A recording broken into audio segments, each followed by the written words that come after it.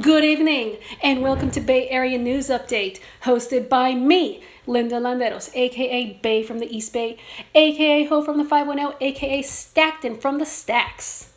Alrighty.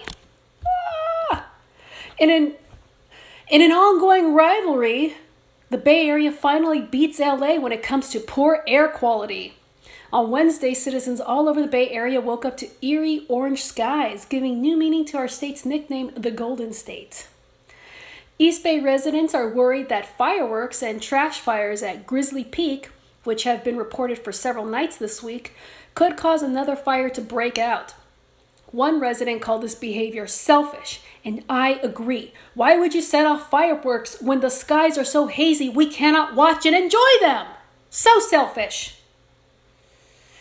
San Francisco is urging people to stay inside due to unhealthy air, but due to an unhealthy economy is urging those same people to partake in outdoor dining.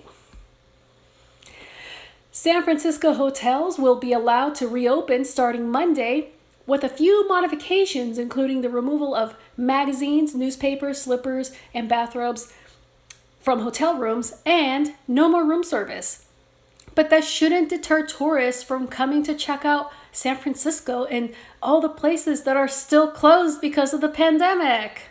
I'm just kidding. Tourists can check out the parks and the neighborhoods and, just breathe in that fresh air.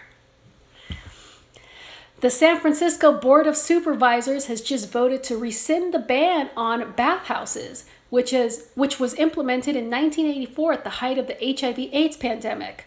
And just in time, as this fall, according to Dr. Fauci, we head into the height of the coronavirus pandemic. Yay! Luxury restaurants in Napa, which are better equipped to offer high-end outdoor options, are seeing an increase in demand despite the poor air quality. When asked what dishes were most popular, replied one chef, the smoked chicken, the fire roasted vegetables, and of course the wine, which, thanks to all the ash, is extra oaky. I don't know what kind of accent that is. 3 trash can designs are in the running to replace the traditional green ones on San Francisco's streets in what is being compared to a beauty contest. Receptacles, much like pageant contestants, will be judged on beauty, durability, and how they would solve the crisis in the Middle East.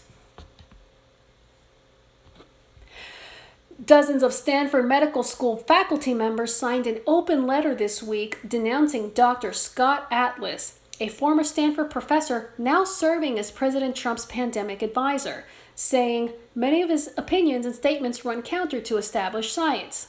To which Trump replied, "Perfect, he'll fit right into my administration." Hugely.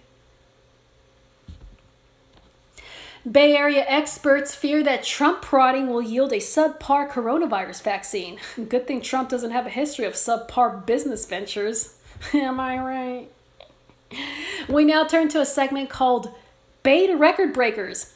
The segment where we acknowledge all the amazing records being broken here in the Bay Area. We'd first like to acknowledge a record 26 days of Spare the Air alerts, which will no doubt continue on to next week. Reach for the stars, if you can see them through all that haze. Next up, we'd like to congratulate the Bay Area for reaching the deadliest day ever in the coronavirus pandemic, with a special shout out to Alameda and Santa Clara counties. And as a citizen of Alameda County, I feel especially proud, and I plan to celebrate by washing my hands for 20 million seconds. As of yesterday, a total of 7,718 fires have burned more than 3 million acres of land, with 5 of the 20 largest fires in our state's history currently burning out of control. These numbers are really torching through previously held records, so congratulations. And that was our segment, Bay to Record Breakers.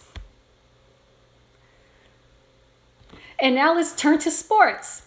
A player from the San Francisco Giants has tested positive for COVID-19, causing the whole team to run towards home to quarantine.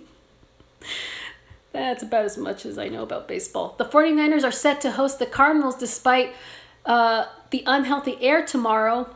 But, when have the 49ers or the NFL ever done the right thing? As the air continues to worsen, all we can do is hope for rain in the forecast. However, the chances of there being showers anytime soon are the same as the chances of me taking a shower anytime soon, which is unlikely.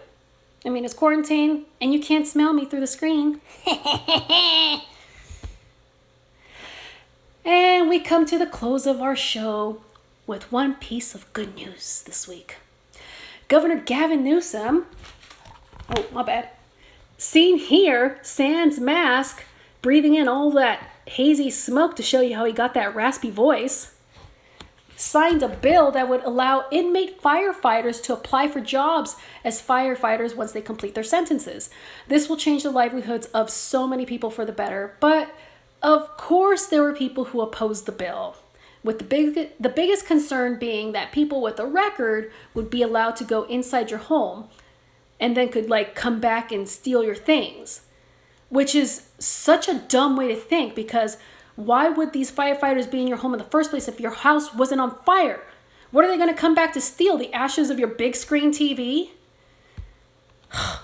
Karen could literally be on fire. And you know this was a Karen who thought this line of reasoning up. She could literally be on fire, and if the only person around to save her happened to be someone who trained for the job while they were serving a prison sentence, she'd rather go up in flames, which I guess is symbolic for where she might be heading afterwards. And that's our show. Thank you for watching Bay Area News Update with me, Linda Landeros. You can watch previous episodes on my YouTube and my IGTV. Make sure you subscribe if you're here watching the live stream, which I think all of you guys are following me, so you're fine. But if you're watching and you're watching me for the first time, go subscribe to my Instagram, Twitter, TikTok, Snapchat, at La Linda Landeros. You can also find me on YouTube. Just search Linda Landeros. And I think that's it. And cut. Cheers. Is anyone still here? Did you guys all leave me? Hello? All right, bye-bye.